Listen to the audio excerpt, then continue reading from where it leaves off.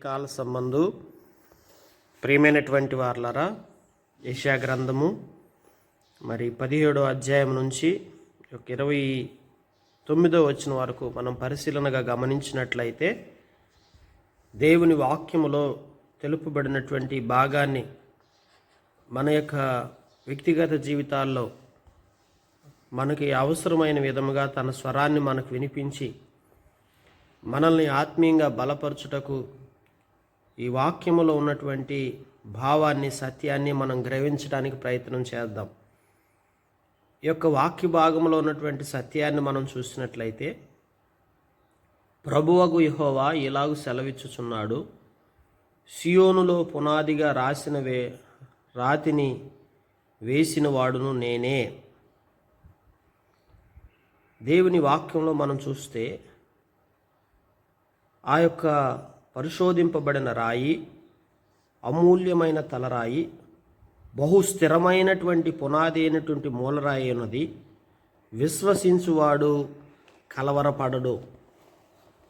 దేవుడు మనల్ని సియోనులో పునాదిగా రాతిని వేసిన వాడు నేనే అని చెప్తుంటున్నాడు. ఒక పునాది రాయిగా మనల్ని వేసి ఉన్నాడని దేవుని వాక్యంలో మనం చూస్తుంటున్నామండి. లోకములో సర్వశక్తి గల దేవుడు తన కుమారుడైనటువంటి యేసుక్రీస్తు ప్రభువారిని ఈ లోకములో ఒక పునాది రాయిగా వేస్తూ వచ్చున్నాడు.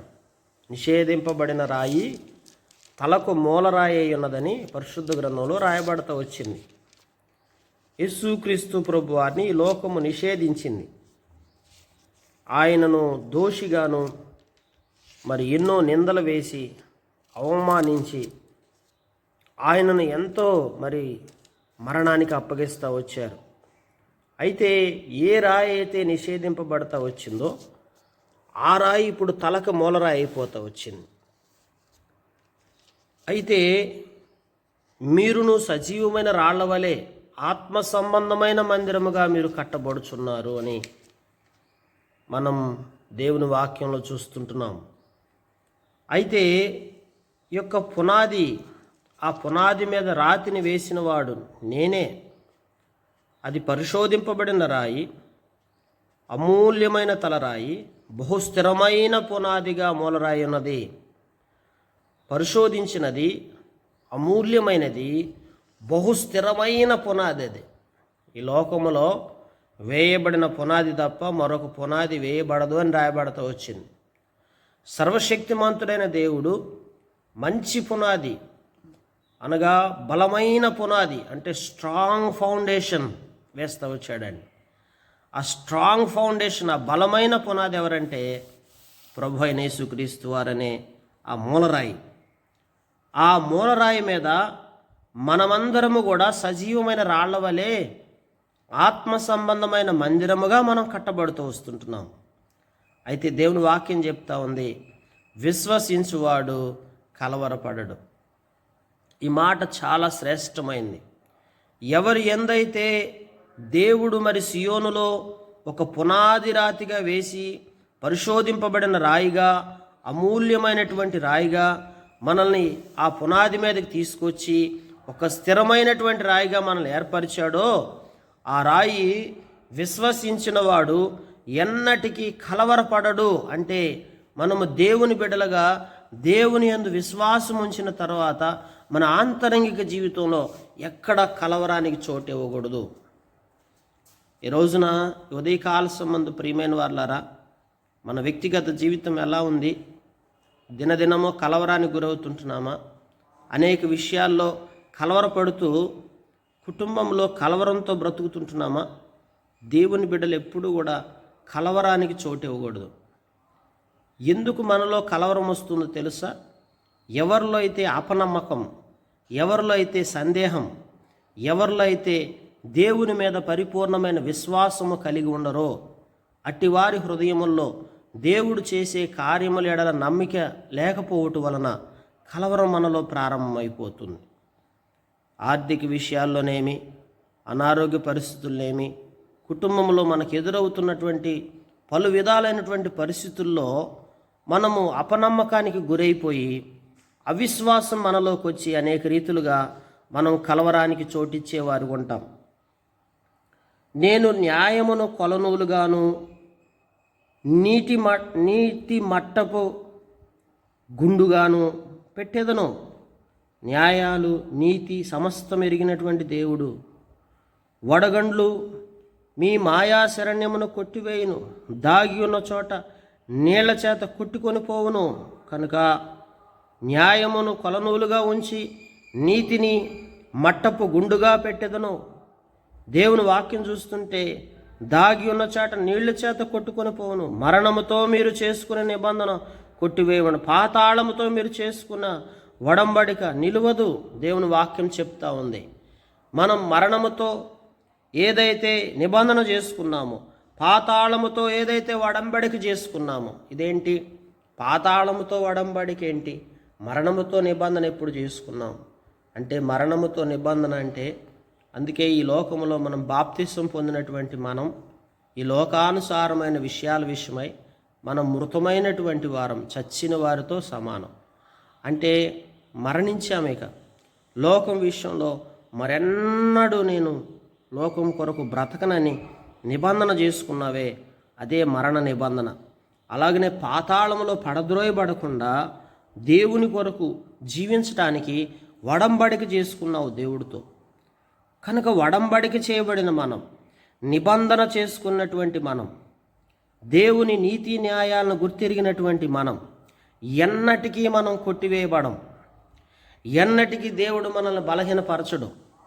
ఎన్నటికీ దేవుడు మనల్ని విడిచిపెట్టడు.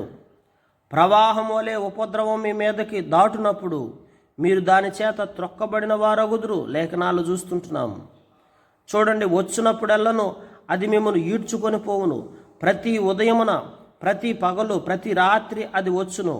అట్టి ప్రకటన గ్రహించుట వలన మాయాభయము పుట్టును, మహాభయం పుట్టును. పండుకొనుటకు మంచము పొడుగు చాలదు, కప్పుకొనుటకు దుప్పటి వెడల్పు చాలదు. నిజముగా తన కార్యమును, తన ఆశ్చర్య కార్యమును చేయుటకు, అపూర్వమైన తన కార్యమును అందించుటకు ఆయన పెరేజీమను కొండ మీద లేచినట్లు యెహోవా లేచును. దేవుడు తన ఆశ్చర్య కార్యాలను జరిగిస్తూ వస్తాడు. ఉపద్రవాలు వచ్చినప్పుడు, అలాగే మరి అది మిమ్మల్ని ఈడ్చుకొని పోవునట్లు, అలాగే ప్రతి పగలు, ప్రతి రాత్రి మీకు ఏదైతే భయాలు వస్తుంటున్నాయో, కొన్నిసార్లు మనకి ఎన్నో ఉపద్రవాలు, ఎన్నో సమస్యలు, ఎన్నో తుఫాన్ లాంటి సమస్యలు రేగినప్పుడు, నీ జీవితంలో ఎన్నో రకాల భయం వచ్చినప్పుడు, కలవరం వచ్చినప్పుడు నీవు విశ్వాసముంచు. దేవుడేం చేస్తాడంటే, నిజముగా తన కార్యమును, తన ఆశ్చర్య కార్యమును చేయుటకు, అపూర్వమైన తన కార్యమును అనురించుటకు ఆయన పెరేజీమను కొండ మీద లేచినట్లు ఆ యెహోవా లేచును. గిబియోను లోయలో ఆయన రేగినట్లు రేగును. గిబియోను అనగా ఎత్తు స్థలం అని రాసిందండి. గిబియోను అనగా ఎత్తు స్థలం, సియోను అనగా మరి హెర్మోను కొండ అని రాయబడుతూ వచ్చింది. అలాగే కొన్ని అర్థాలు మనం చూస్తూ వస్తే దేవుని వాక్యంలో చూడొచ్చు. దేవుడు మరి ఎత్తైనటువంటి స్థలాల్లో నుంచి అపూర్వమైన తన కార్యాన్ని అనుసరించుటకు మన పట్ల లేస్తాడండి, మన పట్ల కార్యం జరిగిస్తాడు. దేవుని ప్రజలారా, మీరు ఒక మంచి పునాది మీదకి వచ్చున్నారు. దేవుడు నిన్ను ఆత్మీయంగా ఒక మంచి పునాది మీద స్థిరమైనటువంటి బలమైనటువంటి రాయిగా నేను ఏర్పరచుకున్నాడు. కనుక నీవు కలవరపడొద్దు. నీకొచ్చే భయాలు, నీకొచ్చే ఆందోళనలు, నీకొచ్చే ఉపద్రవాలు, వీటన్నిటిలో దేవుడు ఒక అపూర్వమైన కార్యం చేయబోతున్నాడని నువ్వు నమ్ము. తప్పక నీ జీవితంలో దేవుడు అద్భుతమైన కార్యాలు చేస్తూ వస్తాడు. ప్రియమైన వారలారా, ఆయన రేగుతాడు, ఆయన లేస్తాడు. లేచి మీ పట్ల, మనందరి పట్ల కార్యాలు చేయడానికి సిద్ధంగా ఉన్నాడు. అయితే మీ బంధకములు మరి బిగింపకుండానట్లు పరిహాసకులై ఉండకుడి. దేవుని బిడ్డలు పరిహాసకులుగా ఉండకూడదండి. అంటే అపహాస్యం చేసే విధంగా, పరిహాసము చేసే విధంగా ఇతర మనుషులు చూస్తూ వచ్చినప్పుడు మనల్ని పరిహాసం చేసే విధంగా మన బ్రతుకు ఉండకూడదు. అందుకే మీ బంధకముల విషయంలో మరి బిగింపకుండానట్లు భూమి యందంతటా నాశనము ఖండితముగా నియమింపబడెను. ప్రభువును సైన్యములకు అధిపతి యెహోవా వలన నేను దాని సమాచారం వింటిని. ప్రభువును సైన్యములకు అధిపతి యెహోవా సమాచారం విన్నాడని చెవియొగ్గి నా మాట వినుడి, ఆలకించి నేను పలుకున్నది వినుడి అని చెప్తుంటున్నాడు. మన చెవి యొగ్గాలి, దేవుని మాట వినాలి, దేవుని యొక్క మాటలు ఆలకించి దేవుడు ఏం పలుకుతున్నాడో దాని మీద మన దృష్టి ఉంచాలి.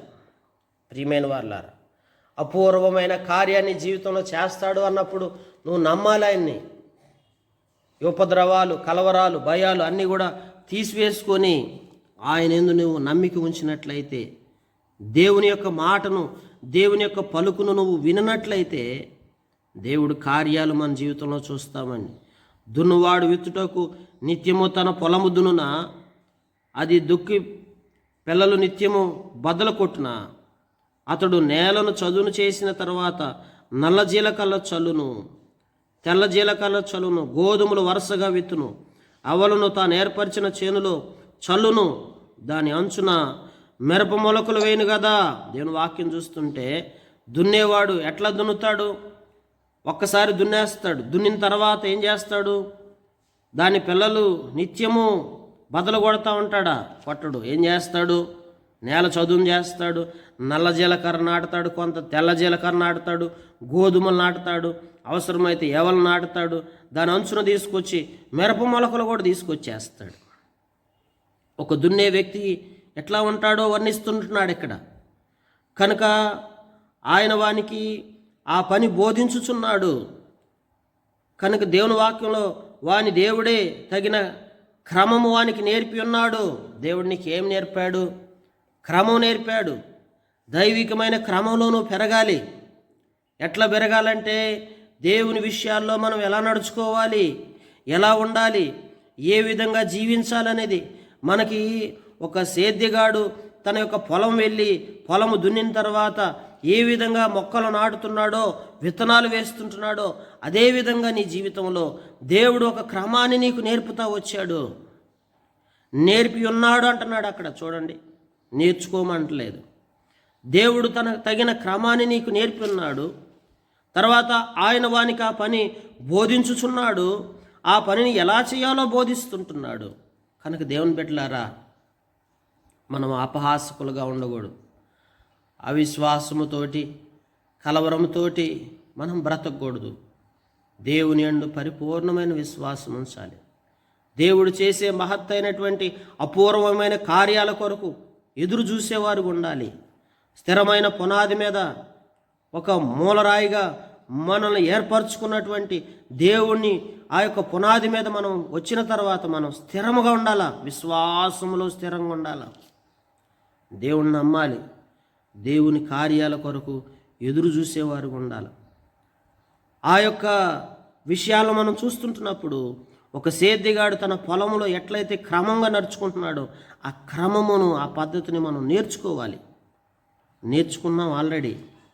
నేర్చుకున్న దాన్ని విడిచిపెట్టకూడదు.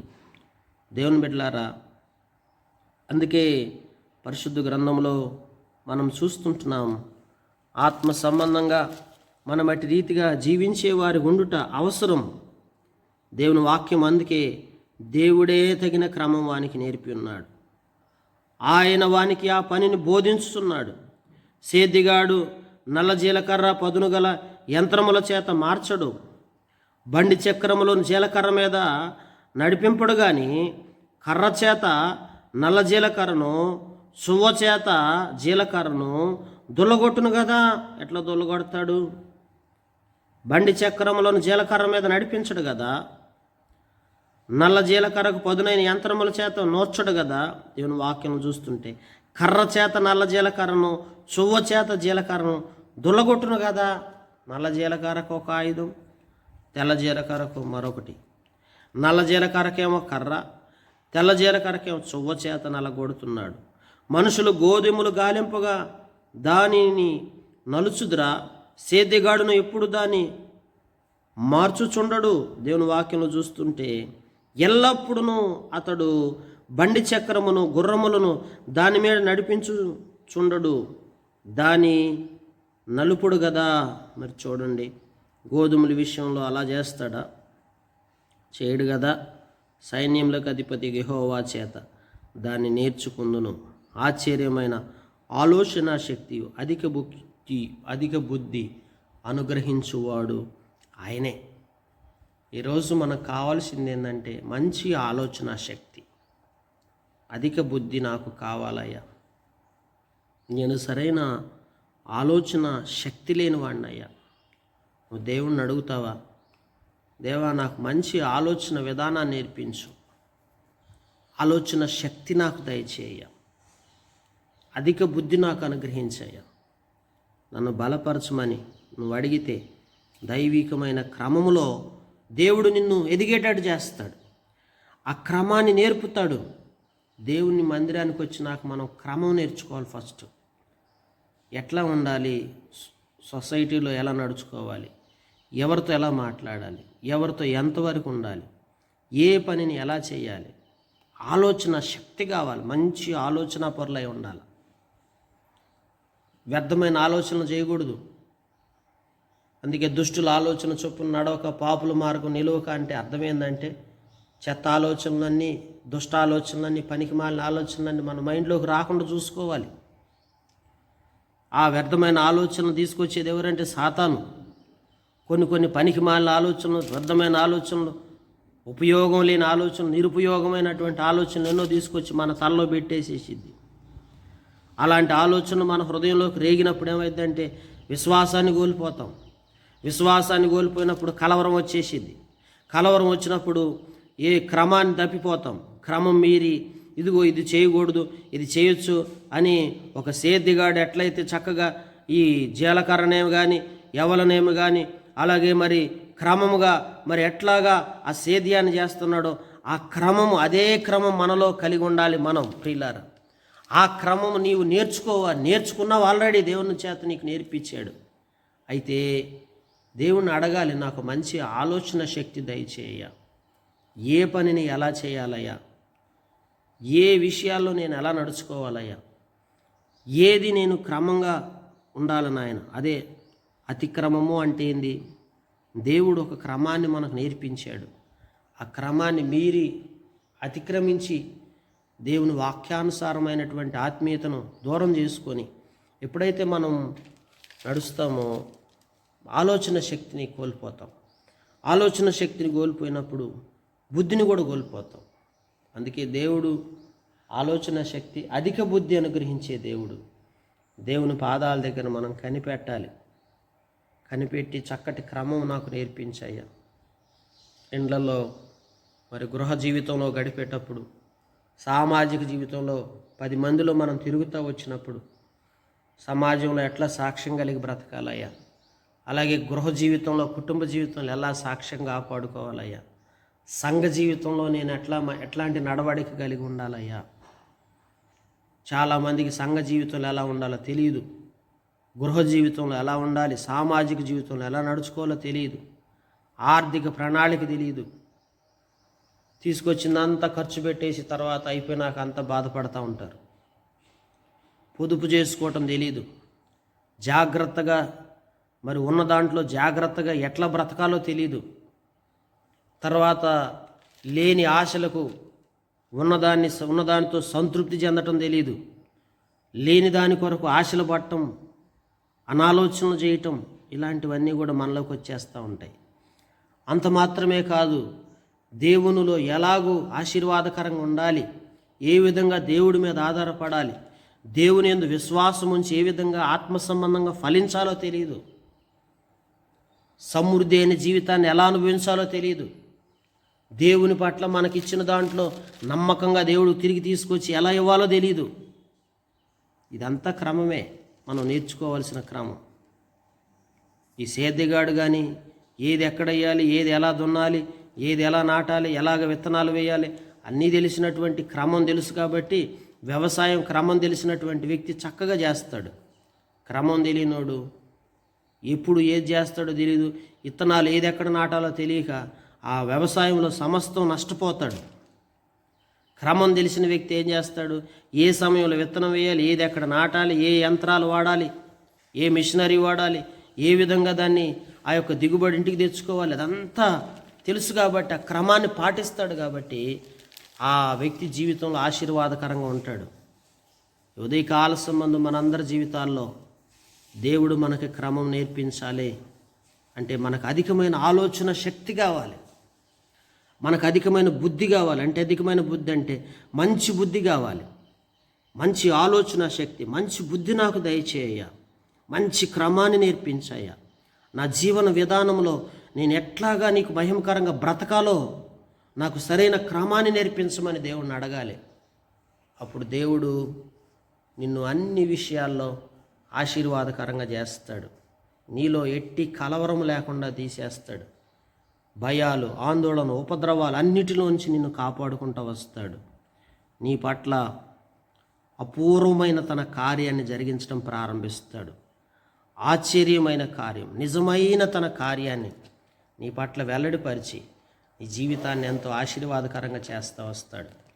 కనుక అట్టి రీతిగా మనం యొక్క దినభాగముగా వాక్యము ద్వారా మనకు తెలపబడిన ప్రతి మాటను మన హృదయంలో మనం భద్రపరుచుకొని అట్టి రీతిగా మనం ఆశీర్వాదకరంగా చేయబడి అన్ని విషయాల్లో ఫలించి వర్ధిల్లేవారుగా మన జీవితాలు ఉండులాగున దేవుడి మాటలు దీవించి మన గ్రహింపులు తీసుకొచ్చి మనకు సహాయం చేయనుగాక.